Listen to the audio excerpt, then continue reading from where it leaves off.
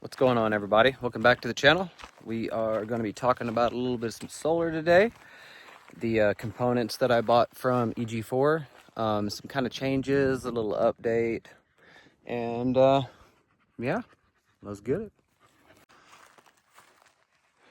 Okay, so if you viewed the previous video, you may look and notice that there are more solar panels, and there is a reason for that. We had 3 cloudy days in a row, and like I had mentioned before in the previous video, we had bought a AC unit, one of those ones that you can vent it out a window and roll it to any room. Well, because we had bought that and we were running that, AC units are quite a big draw on power. So with the 3 days of cloudiness, we were only being able to charge back up into like the 70 something percentile because of the overcast, right? So I had to come out here and I had to add 6 more panels in series, the same way that that one's done. Those are in series as well, which if you don't know what that means there's one positive and one negative coming out each end, and then it goes positive, negative all the way around. And then it would be the same thing for this one. This set of panels is on our main inverter, the primary inverter, and these 6 here are on the secondary inverter. Now, now since I have added these 6 additional panels, the system has been able to go back to the way it was before. And if you hadn't watched the previous video, before, my house was getting charged back up to 100% by about 10:30, 11 o'clock in the morning. So now that these 6 panels are added, it is gotten back to the previous charging time. Yeah, it's gotten to the previous charging time. So we're getting back up to 100%, about the same time. Anyway, I need to come out here and clean these. Yeah, here's your reminder to get out and clean your solar panels every once in a while. Like, it's not bad. There's just a little bit of dust on them, but all of the stuff on your panels is going to lower the output of the panel itself.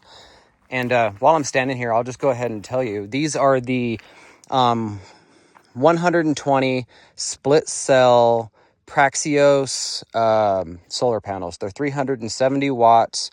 The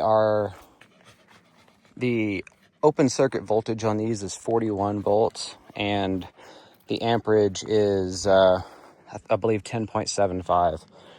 But yeah, so we're going to go over to the box truck now, and we're going to talk about everything that's going on in there, because I have installed the charge verter, but I'll tell you about that when we get over there.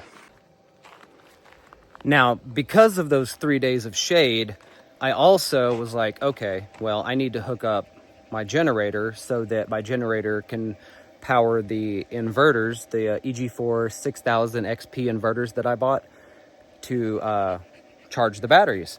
So, well, I ran into a problem there, because my big generator, I'll walk over here and show it to you. My big generator is a Westinghouse WGen 9500, but it's not an inverter generator. It doesn't have a pure sine waves on it, which sensitive electronics, you really want to be using a pure sine wave on anyway, but there's a built-in safety feature on the inverters so that they won't even take in that dirty power and do anything with it. So because of that, that's why EG4 sells that charge verter right there. I would walk in closer right now, but as you can hear, the fans are going pretty rowdy, and I want you to be able to hear me. But yeah, so anyways, to finish the story on that, I hooked up the generator to the charge verter after I installed it. I have the charge verter set to only charge at 30 amps so that the generator would be at not such a high load kind of saving gas, right? And easier on the internal components of the engine of the generator. So I did that. It worked flawlessly. I think I ran it for like 5 or 6 hours that day, and it was a cloudy day, and easily got us back up to 100%. But yeah, highly recommend that if you don't have an inverter generator, because then you won't be able to alternatively charge your system if there's an issue with anything, you know, like a hail goes through your solar panels, or like me, mine are kind of on the ground and there's cattle all around here. They could easily be trampled if something happened. But you always want to have backups for your backups. That's the way that I live my life, and that's why I designed my system the way that I designed my system. Again, because I live out in the middle of nowhere, that's why I wanted 2 inverters. And not only that, each inverter does 120 or 240. So if I needed 240 volts and these were only 120 inverters, one of them goes out, I don't have 240. So I wanted my inverters, both of these 6000 XPs, they have that feature. And also on top of that, like, they have so many components built into them that you don't have to spend a crap load of money on other stuff like breakers, cutoffs, and all kinds of crap. It's all built in, like you can, but I digress. Anyway, and that's the same for the battery bank. You can go and you can buy one of the one batteries. It's one big battery. They call them wall batteries or whatever. We're not talking about those. We're talking about these. So these are the EG4 lithium batteries. These are the LLs, and they have the nice little screen on the front of them, so you can like go to each individual one and see what's going on. I like redundancy. I wanted the more expensive batteries because of the screen, because what if blah, blah, blah happens and I can't look at it from my monitor app on my phone or my computer.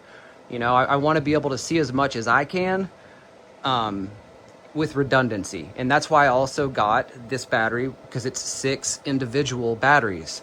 It's 6 individual 48 volt batteries at 100 amp hours. And one of them could go down, and then I still have 5 batteries. You don't know this, but I've got a neighbor, and we live out in the middle of nowhere, really. And my neighbor has a similar solar setup. His is a single inverter and a single battery. His battery went out, and he had to alternatively power his house for 2 months while he waited to get that battery back after he sent it in for the warranty. You know, and I don't want to have to deal with that. You don't want to have to deal with that. Who would want to deal with that? So, redundancy. And that's the reason why I've designed my system in such. Like, there's a whole lot of things you could do. You could add starters to your generator so that the system will start your generator automatically. That's all great. And I'll probably end up doing that one day down the road. But as for now, I want the system to do what I want it to do when I want it to do it. You know, I want to make sure that it runs flawlessly for a while before I start adding on other things. You know what I mean? Because in this day and age, if you know anything about anything, the more complexity that you add to something, the more opportunity for failure. So that is why that I've made my stuff the way that I have. All right. Thanks for joining my TED Talks today. If you liked it, give me a thumbs up. If you didn't, give me a thumbs down and tell me how bad it is. But anyways, peace.